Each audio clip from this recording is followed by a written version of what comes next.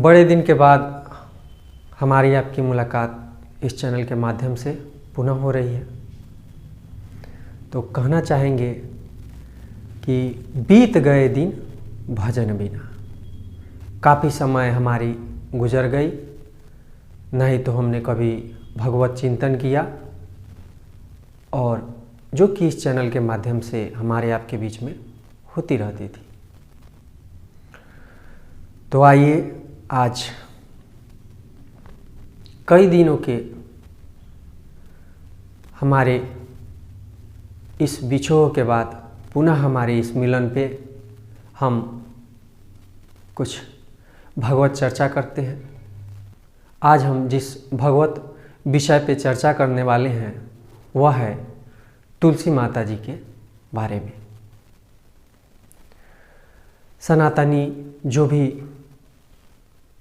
सनातन धर्म के को मानने वाले हैं, उनके दरवाजे पे तुलसी माता जी का होना बिल्कुल अनिवार्य है।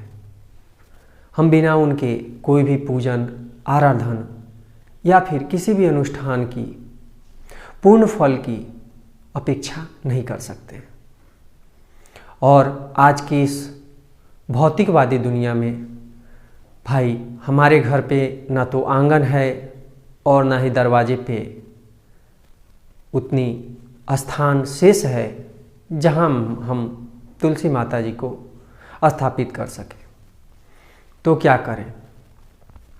इसी ओहोपोह में हम तुलसी माता जी को अपने छत पे लगा देते हैं ताकि कहीं सेवा करने का स्थान हमें नहीं मिल पा रहा है तो छत ही सही, टेरिस ही सही, तुलसी माता जी को हम छत पे तो लगा देते हैं और बड़ी ही हृदय से, बड़ी ही आस्था के साथ हम उनकी पूजन भी करते हैं, उनकी सेवा भी करते हैं। परंतु अज्ञानवश तुलसी माता को छत पे लगाने से हम दोष के भागी हो जाते हैं। फिर हमारे पास कोई दूसरा उपाय भी तो नहीं है, हम उतना सक्षम भी तो नहीं है कि हम कहीं और लगाएं। तो क्या करें? तो सबसे पहले छत पे अगर तुलसी माता जी को लगाना है तो आप ईशान कोण में उनको लगाएं, स्थापित करें। ईशान कोण अर्थात पूरब और उत्तर का कोण।